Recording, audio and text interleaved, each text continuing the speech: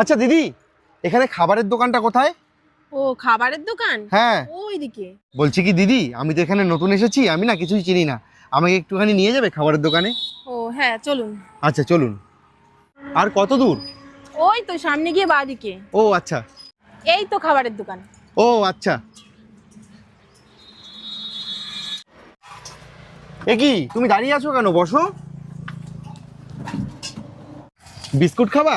এই নাও খাও। না না না না, আমি খাবো না। খাও খাও বলছি, ধরো খাও খাও।